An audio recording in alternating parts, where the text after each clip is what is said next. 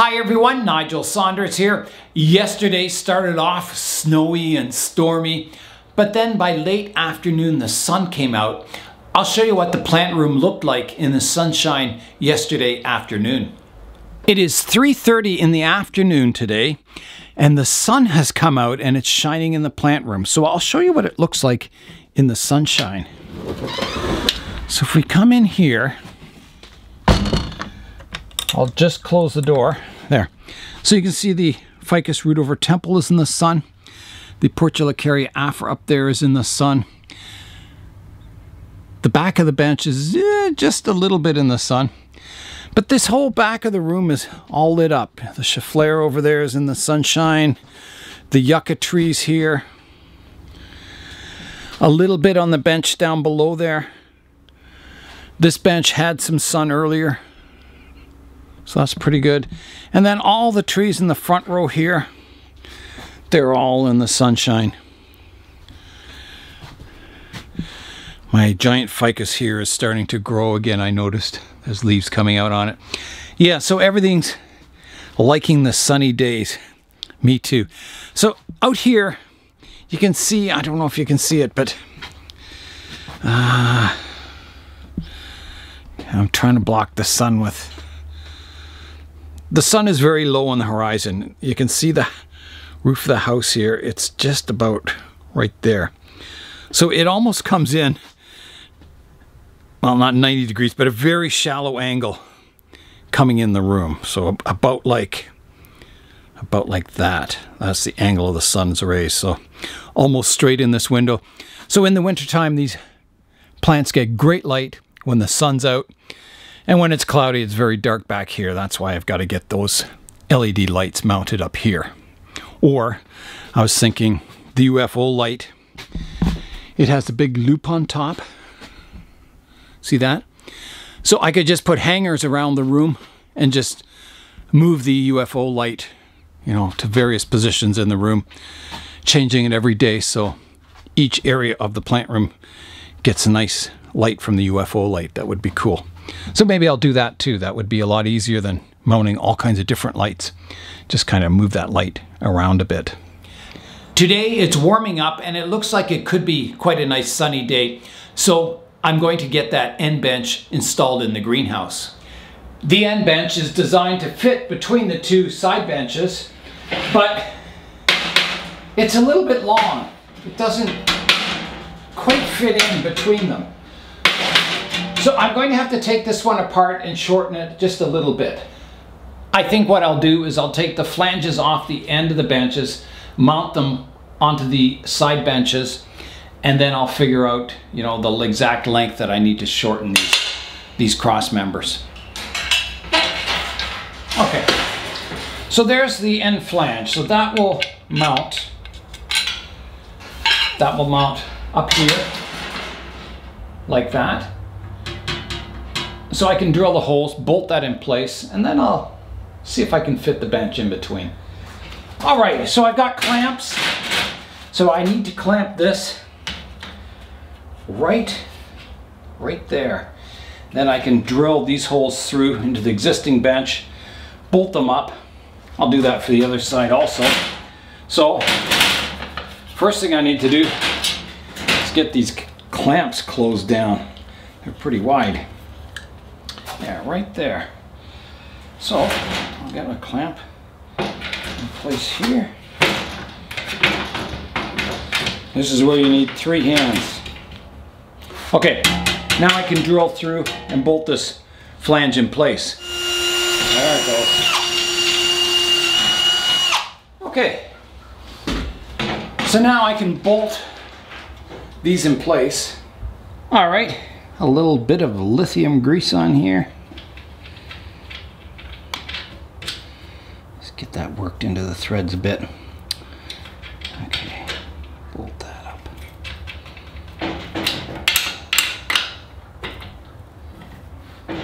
Okay, that'll do. Release this clamp. The first flange here is in place, so I'll do the other side.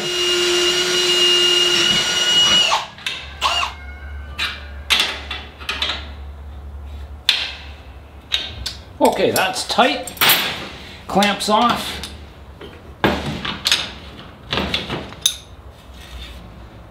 I'm going to actually take this bench apart and fit each. I'm going to fit each of these rails separately and then put it together with the mesh and everything. I think that'll be better. I took the front crossmember apart from the bench and I actually got it to fit between there. It's tight, but it fits. So I'm going to bolt that up. I just have to re-drill my holes. They're just slightly off and I can bolt that in place. Yeah, you can just see I've got to just run a drill through there to get them to line up perfectly. So that's good news. I'm glad of that it fits. I've got the front crossmember clamped in place, so I'll just run the drill through, making sure I've got a good hole. So now I can bolt these in place. All right, I'll try fitting the back one now. So it goes underneath. Like that. Oh, I think that fits too. Perfect. Okay, so this one then, yeah, I'll have to re-drill this hole. It's a little out. Okay, nice. I've got the center leg installed now, and I got out the level to see how far out I am, and I'm out a fair amount. I've got to raise it up on the left-hand side. So I'll do that next. Now, let's see. Oh, that's pretty close. That's good. I've got the end bench all installed. I'm happy with it. So now I can move trees in. I've got my greenhouse brackets here that I can put a shelf on the back wall. So I think I'll do that too before I get all the plants in. I'll start by putting a shelf along the back wall here. Okay, that is good and strong up there. Holy. So it has a hook here, so you can put a rod across here if you want to put hanging plants down from your brackets. I don't think I'll have any hanging plants, but you never know. Maybe I'll want to hang a backdrop down here or something like that, and I can use those to kind of put a rod or something across there. I'll find a use for it, I think. Snug it up. Okay, that's in place. Now, the big question, do I have a shelf to put up there? I don't know if I do. I'll have to find one. I found a piece of wood that I think will be pretty good for this shelf. It has a lip on it. I don't know if you can see that. See, it's got a lip on the one edge so the plants won't fall off or anything. It's about the right size, and so I'm going to put it up there. I've got to let it dry. It was outside, and then I'll stain it all up and maybe put some plastic over top of it so it doesn't rot away. So I'll just try it in place up here. The new shelf will be good for plants like, you know, succulents, plants that can take a bit of dryness and heat, because as you go up higher in the greenhouse, it gets warmer and warmer towards the peak. So this level, this shelf will be warmer than the ones down below, and then the floor level is even cooler. So you kind of get 3 temperature zones in the greenhouse. Also, when you have plants up on a shelf here like this, it's kind of hard to see if they need water. So that's another reason to put succulents up there. So if they do dry out and you don't notice it, it won't hurt them. Now, I better hang my thermometer back up. Perfect. I'm going to clean up all the tools and equipment in here, and then it's time for some bonsai work. I've moved the fan and the heater over by this door. I usually only use the one door to open the greenhouse. This one usually stays closed all the time. So I put it here so it can't get any water dripping down from the benches. I'm going to start the bonsai work today by planting these Montana Fireberry Hawthorne seeds. A viewer sent these to me, and I can't remember who it was that sent them to me, but thank you. They have been stratifying in the fridge for quite a while. I can't remember when I got them even. So they should be ready for planting. I'm going to put them in the greenhouse here while it's warm, and then I might move them into the plant room if they start germinating. If not, I'll leave them in here till spring, and hopefully in spring, little hawthorns will pop up. I'm also going to be planting some more tulip tree seeds. The tulip tree has a flower, and then the flower is kind of like this, and then it gets replaced by this kind of pod, upright pod on the tree, and then these start falling apart. They're kind of surrounded, it's almost like a pine cone. All the scales come off, and then at the base of each one of these is a little seed. So that's what I'm going to plant. Unfortunately, my arm-sized jade didn't make it. You can see how the trunk's just all soft on it. I did get some cuttings off it that I'm growing, so I still have some of the original genetic material. So instead of an arm-sized jade, it'll be a pencil-sized jade now. So I'm going to reuse the pot. I'll plant my Montana Fireberry hawthorns in this pot.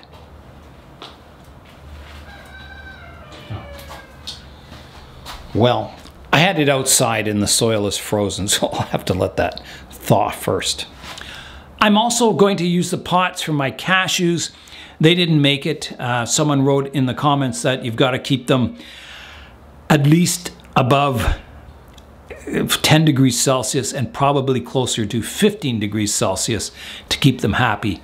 I noticed even in fall when the weather was cooling down, they weren't looking so good. They didn't like the cooler temperatures. So if you have cashews, you got to keep them warm. And it looks like that soil's all frozen too. These were outside because they were already dead. Pulling them all out of the pots should help them warm up a little quicker. While I'm waiting for the soil to thaw out, I'll bring some of the trees from the polyhouse into the glass greenhouse. I noticed that the end bench is good for taller trees. These ones, if I had them on the side bench, they hit the glass of the roof of the greenhouse. So in the middle here on the end bench, there's lots of clearance for them. Now I will be pruning these down very, very short to back to here and repotting it, and that'll go in the plant room. I did get a little bit of cold damage on my hibiscus here. You can see the one leaf is not liking the temperature in that poly greenhouse. But luckily, you know, everything else is looking good on it. So that's another one I'll have to prune back, put in a pot. Also my Jerusalem Thorn trees, which are beautiful trees. I was looking up what they look like on the internet when they mature, and they get these yellow flowers all over them, and they just look fantastic. So I'm really looking forward to, you know, developing these into the future. So I've got to repot that forest into a pot, and I think I'll arrange them like a forest because I've got so many of them, and they seem to grow very columnar, so they don't take up a whole lot of space. So I think they'd be good for a forest. I got my almond trees here, the wild almonds. I've got to get those in pots, get those in the warmth too. Yeah, so I got a lot of work ahead. My black pine, I'm just keeping it sort of like a temperate tree so it doesn't get too cold outside or anything. So I'm kind of bringing it into the greenhouse. The rosemary, I did get a little cold damage on that. You can see this one shoot here shriveled up and died. But the rest all look really good. So yeah, I wouldn't recommend letting your rosemary go much below freezing. I would try and keep it above freezing, in fact. Unless it's in the ground, then they can survive a little more, but definitely when it's in a pot, I'd keep it above freezing. My tallest plant here, the reason I haven't cut it back is that it's got these flowers developing up top here. I don't know if you can see those right here. So I kind of want to see what the flowers look like. I think they're red.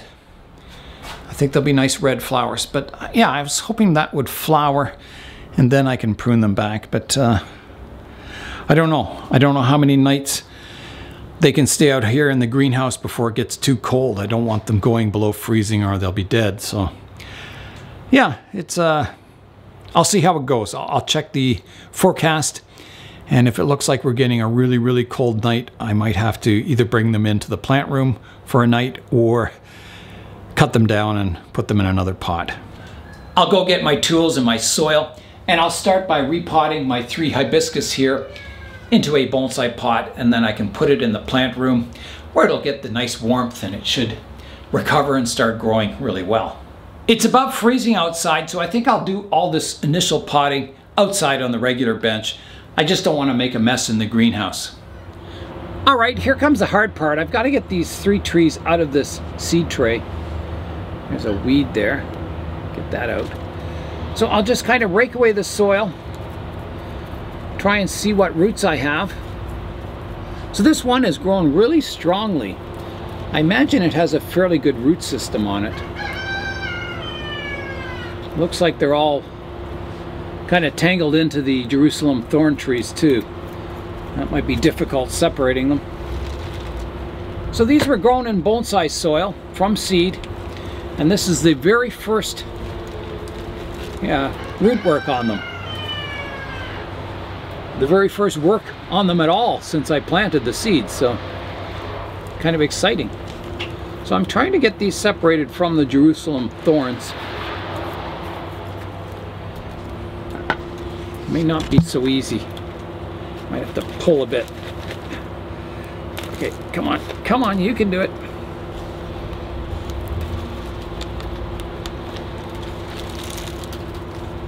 Something is attached here. Ah, there we go.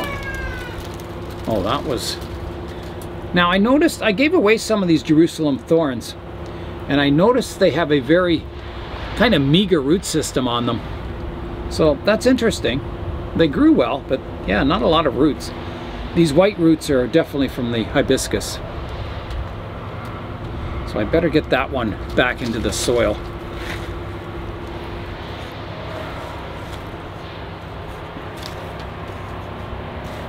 At least like that for now.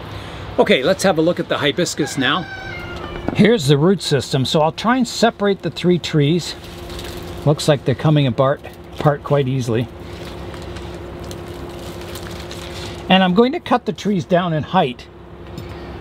It'll make it a lot easier to work on them. So they have some lower leaves here, so I'll keep those. I'll cut it off here for that one. Taking the top off. This one I'll take off here. Take that top off. And the large one I'll make a little taller. I'll take it off here. Taking that entire top off. So that leaves me with 3 small trees. So let's start on the largest one first, raking out the roots, which is fairly easy to do because they grew in bonsai soil. So you can see the taproot went down, hit the bottom of the seed tray, and then it started going sideways with a thicker root. So all I've got to do is kind of balance the root system. Let me just get rid of this soil. I have my 3 hibiscus root pruned.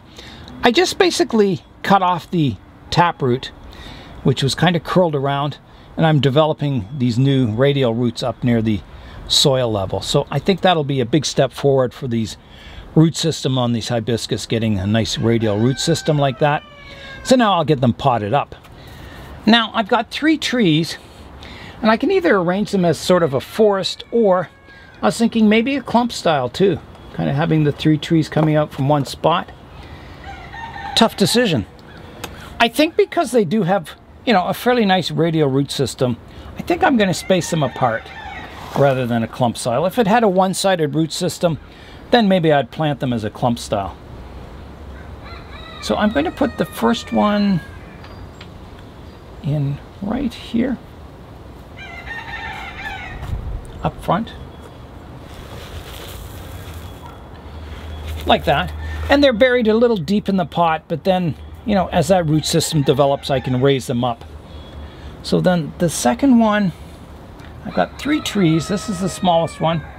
So I'm thinking maybe the second one over here and the smallest one at the back.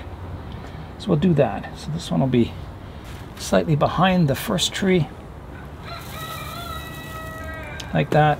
And then the smaller one kind of in between them at the back. I think that'll look fine. Fill it in with soil. Okay, I think we've got them vertical. Time to water the trees.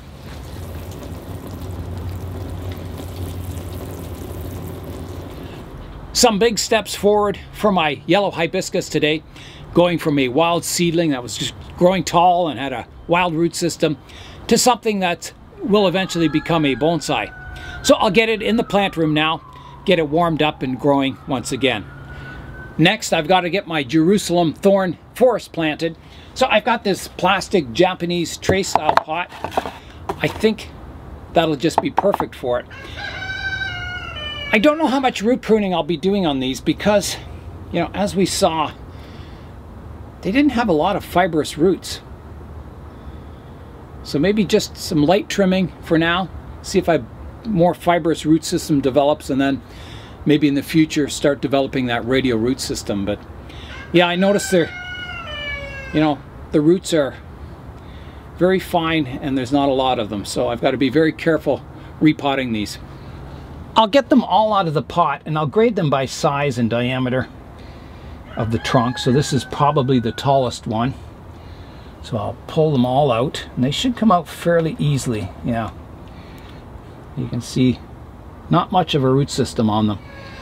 There's a look at all the trees arranged from tallest and thickest all the way down to the smallest. So I've got to get these planted now.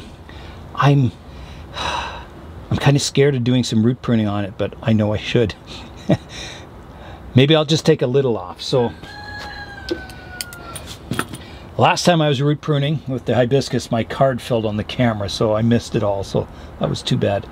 So let's just start. I'll show you what I'd do. On this one, I can't take the whole root off, otherwise the tree will just die. So I'm going to prune it in about half, taking a big chance and see what happens. Here's another one. You know, it's got the big long taproot sticking out, so I'll just take it off about there. You know, and then hopefully more fibrous roots will develop, and then eventually I can get the roots sorted out nicely. So I'll just go through each tree and just, you know, prune a bit of the taproot off, keeping most of it, and then I'll pot them up. So this is my tallest tree. I'll put it 1/3 of the way in the container and maybe a third of the way back in the pot, right here. Now, I doubt that'll stay upright, but because there's quite a wind today. So I'll just have to hold on to it. There's another one I can put here that's slightly shorter. I'll put it slightly behind. I'm going to plant this fairly densely because I have a lot of trees. Another one can go over here.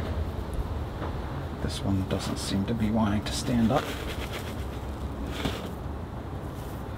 That's better. And I may, you know, change the spacing of these clumps as they mature in the future. This is just for now. Their very first arranging as a forest. Get them to year 2. That's the mission.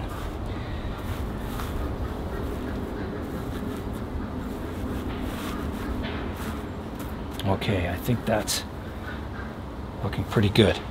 Let me look from the front now. Okay, I'm having a look from the front now. I kind of like that. I'd like to see on this side maybe a shorter one here. So maybe I could pull one out from one of the other groups and put it beside the taller setting. Other than that, I think it's quite acceptable. I mean, for now anyway.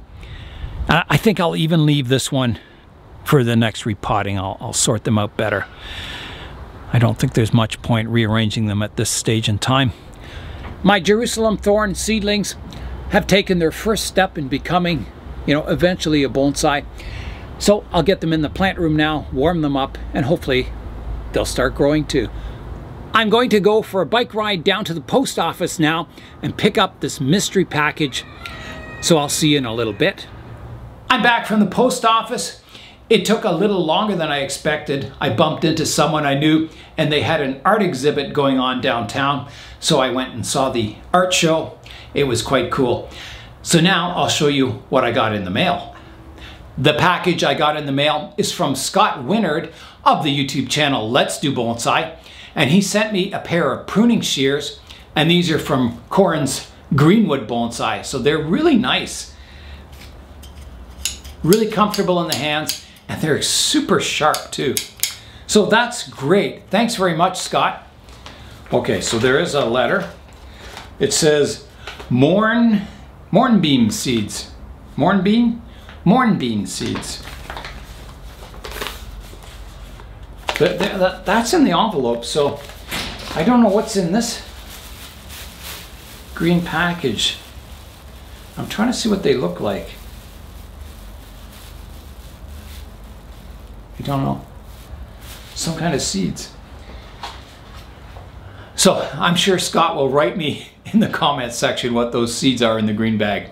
Maybe they're the same ones, the mornbean seeds. So thanks very much, Scott. I really appreciate it. That's fantastic. I was checking my bonsai soil here, and it's still frozen in here. Most of the outer layer is coming off now. But you can see there's a core here that's still frozen. So guess I'll have to leave this till tomorrow. They can thaw in here overnight. Here's a look at the larch forest today. It's starting to lose a lot of needles off that tree on the right hand side. Yeah, still looks nice though. I really like it.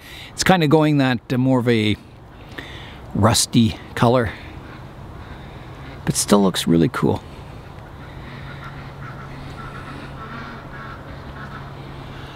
Well, with all my diddle-dallying downtown, the day is coming to an end now. It's starting to get dark out, so I think that's going to be it for today. I got a lot done today. I just didn't get everything finished that I wanted to, but that's life and that's me.